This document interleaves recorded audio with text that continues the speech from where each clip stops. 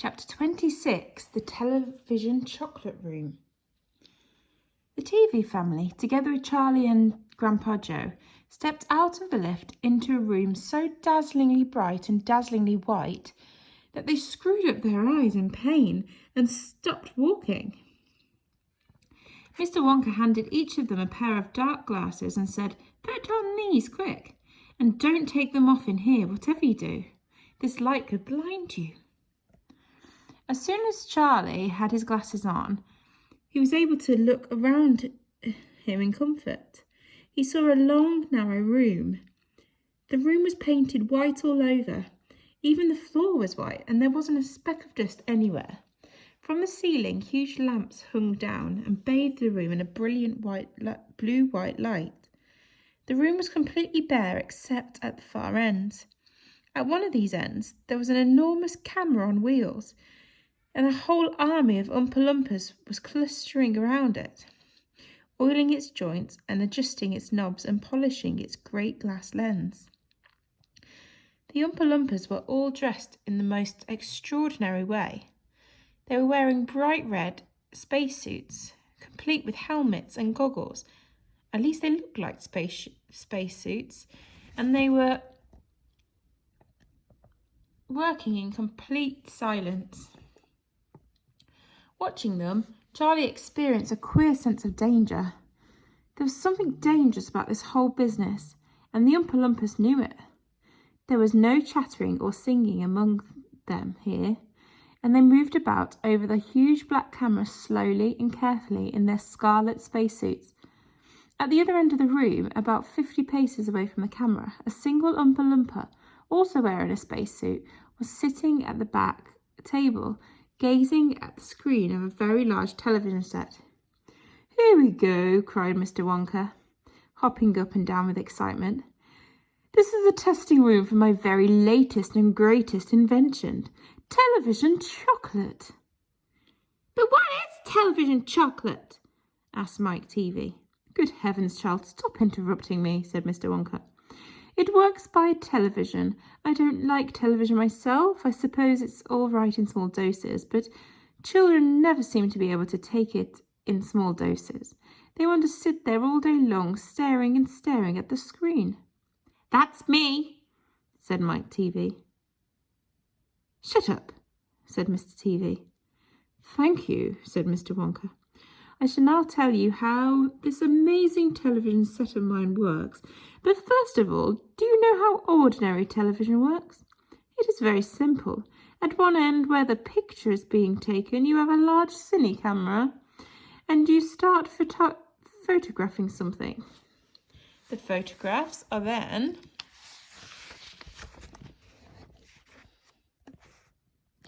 split up into millions of tiny little pieces which are so small that you can't see them. And these little pieces are shot out into the sky by electricity.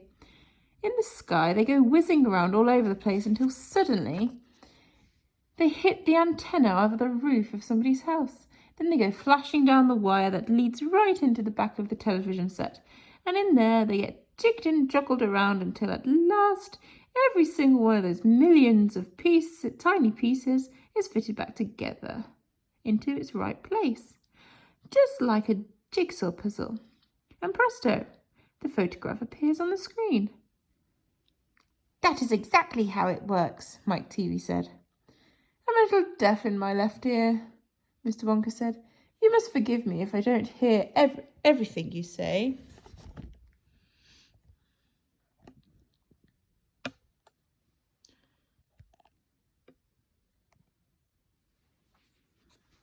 "I said that isn't exactly how it works," shouted Mike TV. "You're a nice boy," Mr. Wonka said, "but you talk too much. Now then, the very first time I saw ordinary television working, I was struck by a tremendous idea. Look here," I shouted. "If these people can break up a photograph into a million pieces and send the pieces whizzing through the air, and then put back together again at the other end, why can't I do the same with a bar of chocolate? Why can't I send a real bar of chocolate whizzing through the air and then put them together again at the other end? Why can't I do the same Why can't I send a real bar of chocolate whizzing through the air in tiny pieces, and the pieces together at the end, all ready to be eaten? Impossible, said Mike TV. You think so? Well, watch this. I shall now send a bar of my very best chocolate from one end of the room to the other by television. Get ready there. Bring on the chocolate. Immediately, 6 Oompa Loompas marched forward, carrying on their shoulders the most enormous bar of chocolate Charlie had ever seen. It was about the size of the mattress he slept on at home.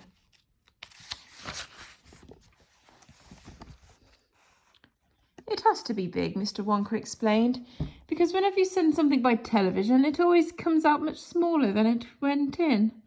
Even with the ordinary television, when you photograph a big man, he never comes out on your screen any taller than a pencil, does he?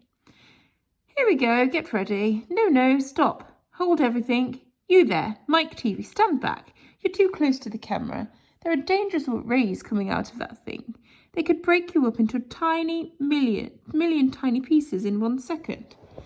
That's why the Oompa Loompas are wearing spacesuits. The suits protect them. All right, that's better. Now then, switch on.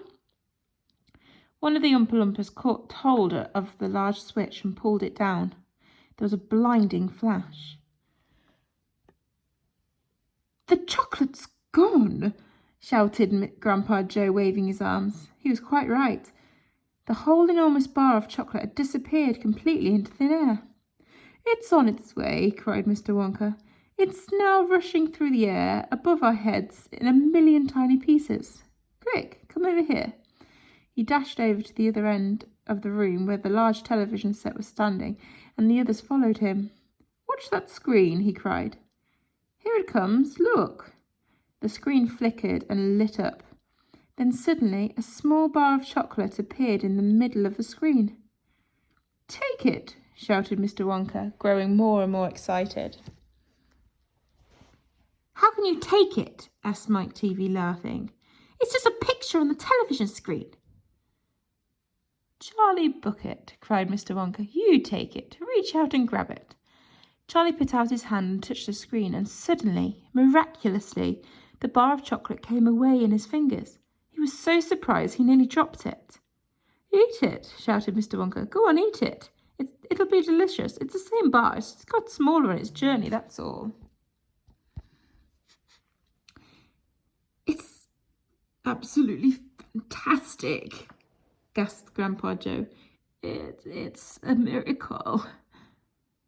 Just imagine, cried Mr. Wonka, when I start using just this across the country. You'll be sitting at home watching television, suddenly a commercial will flash on the screen, and a voice will say, Eat Wonka's chocolates. They're the best in the world. If you don't believe us, try one for yourself now.